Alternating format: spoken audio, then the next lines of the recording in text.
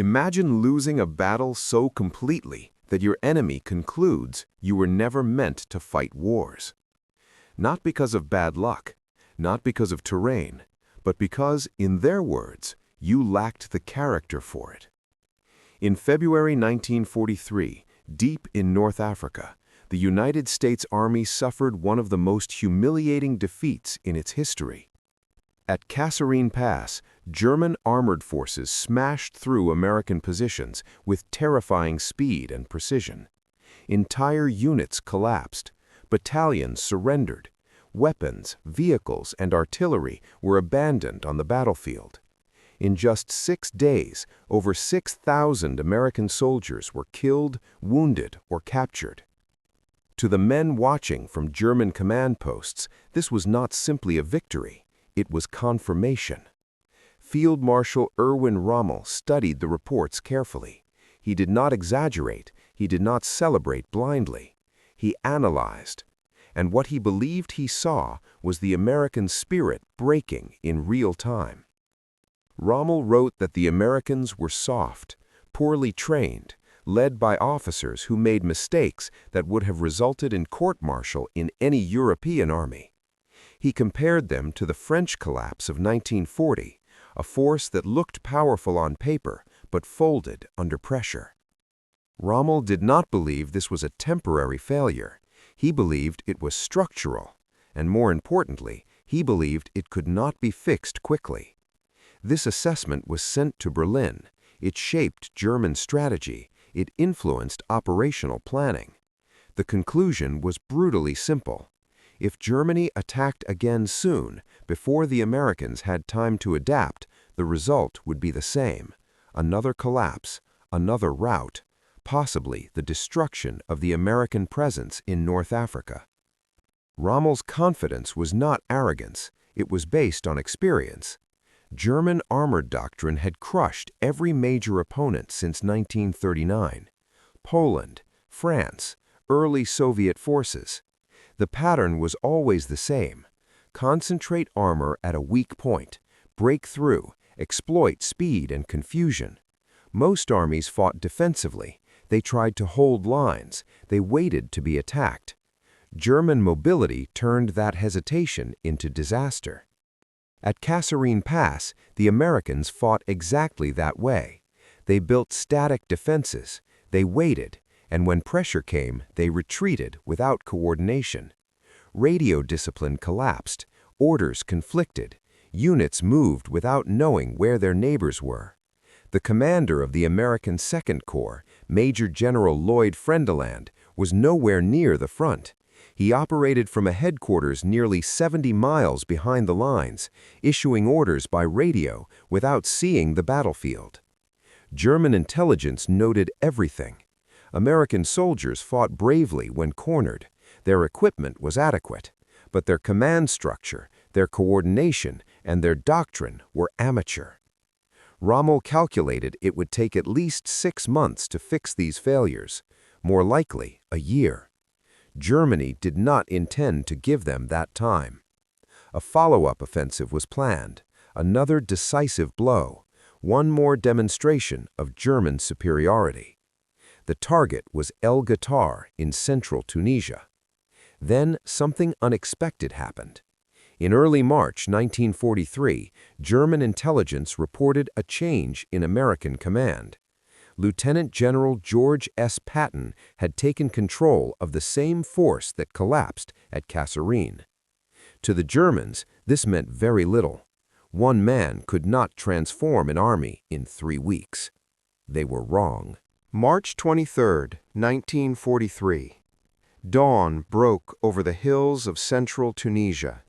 German forces prepared to attack American positions near Guettar. The plan was familiar. It was proven. It had worked against every major opponent Germany had faced. The German order of battle included the 10th Panzer Division, supported by the Italian Centauro Division. Experienced crews, veteran officers, superior armor and firepower. German commanders briefed their men carefully. They explained exactly how the Americans would respond. The Americans would defend fixed positions. They would rely on air support. And when pressure increased, they would retreat. This was not guesswork. It was based on Kasserine Pass. At 6 o'clock in the morning, German armor began moving forward. The terrain was ideal. Visibility was clear. Everything matched the operational plan. Then the Americans opened fire. Not scattered artillery, not ranging shots, but coordinated time-on-target barrages. Multiple American artillery batteries struck the same German formations at the exact same second. The effect was immediate and shocking. German tanks took direct hits. Infantry units were pinned. Radio traffic filled with urgent casualty reports. This level of artillery coordination was something German forces, still relying heavily on horse-drawn artillery, could not match. The Germans pressed forward anyway. This resistance was expected. The Americans would break under sustained pressure. They did not. As German armor advanced, American tank destroyers opened fire from concealed positions. German Mark IV tanks began taking flank shots, then rear shots, then disabling hits. The Americans were not defending from obvious positions. They had created overlapping fields of fire. No matter where German armor turned, it was exposed. By mid-morning, German units had advanced several thousand yards. Normally, this would trigger an American withdrawal. Instead, American units executed fighting withdrawals. They pulled back by order. They moved to prepared positions, and they resumed fighting immediately. This was not panic, it was doctrine. For the soldiers of the 1st Infantry Division, the Big Red One, Guettar was more than a battle. It was redemption. These were the same men who had been humiliated at Kasserine Pass. Now, they did not look for an escape route. They looked down their sights. German radio intercepts told the story. American communications were calm, clear, professional. Officers issued precise orders. Units reported positions accurately. Artillery requests were fast and coordinated. This was not the army from February. On the German right flank, the Italian Centauro Division reported heavy resistance.